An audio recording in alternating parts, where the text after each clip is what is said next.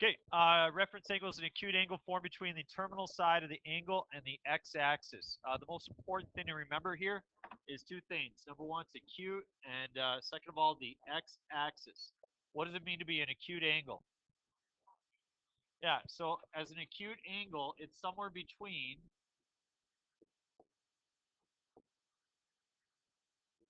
okay, so the angle theta is going to be somewhere between 0 degrees and 90 degrees all the time. Also, it's an angle formed with the x-axis, never the y-axis. That's the biggest mistake that people make in this situation. So, to create a drawing, if I draw an angle of, say, 140 degrees,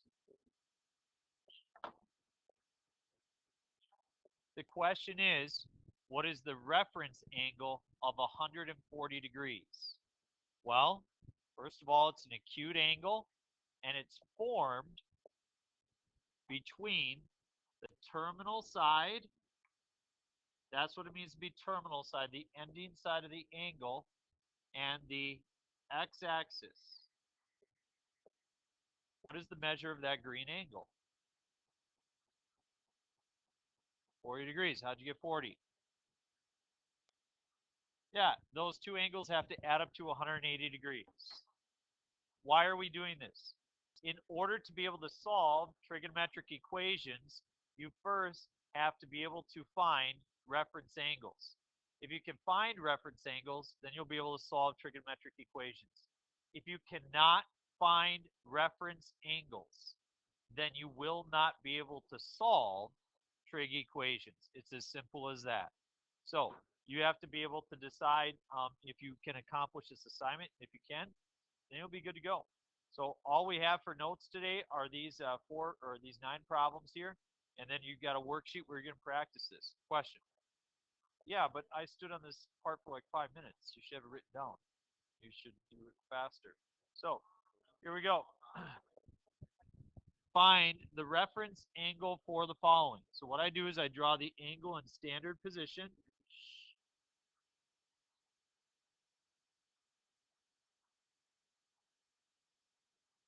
So that is 125. Yep, estimate your drawing.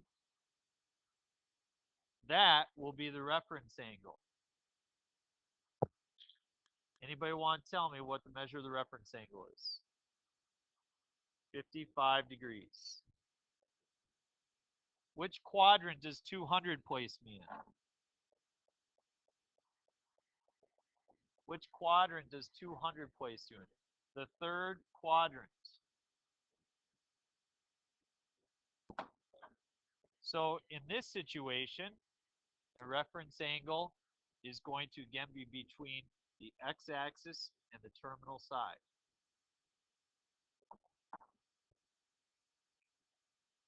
So if this much was 220, so you went 20 past 180. That's your reference angle. 37 degrees, which quadrant?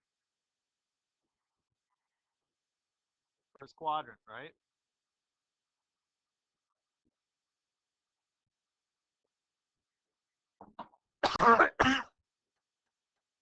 The reference angle is going to be formed between the terminal side and the x-axis. 37 degrees. Terminal side and the x-axis.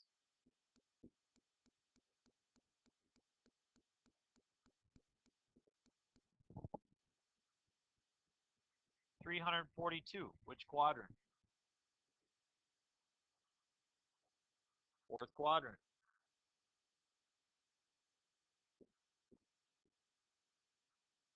So this is my reference angle. 18. It would be 18 degrees to get to 360.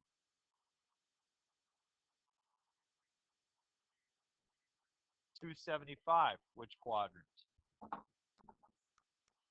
Again, fourth quadrant.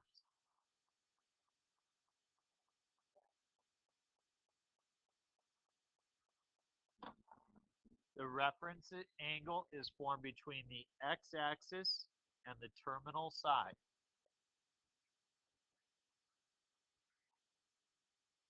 $85. 360 minus 275 is 85. 95 degrees. Which quadrant? Second quadrant, just past 90, right? So the reference angle is right there. Again, that's 85.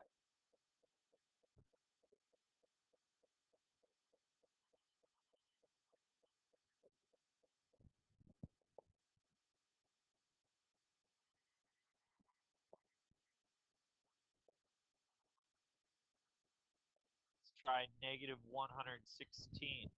Which quadrant is negative 116?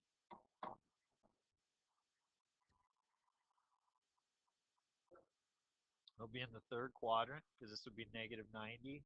This would be negative 180. So negative 116 is going to be about right there.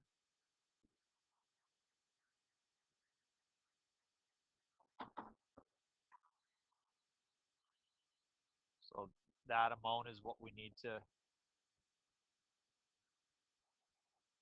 64 degrees. Nope, it's always going to be between 0 and 90. Always. Negative 493.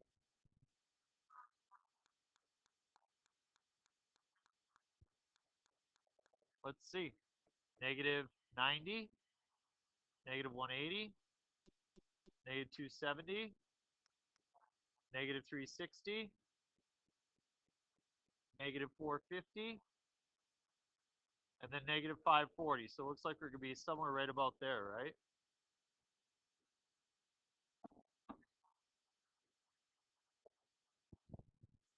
So let's think about what we did. We went negative 90, negative 180, negative 270, negative 360, and then how much more did we go? We went to, so from negative 360 to negative 493, we went an additional negative 133 degrees. So how much left to get to the negative 180 spot? 47 degrees.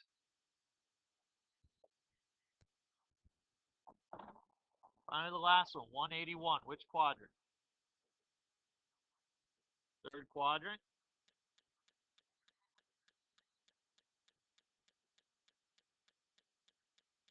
So this is my reference angle. How many degrees past 180 did you go? 1 degree. So you can tell that it's not necessarily always about adding 180 or subtracting 180. You have to think about your rotation and go from there, okay? So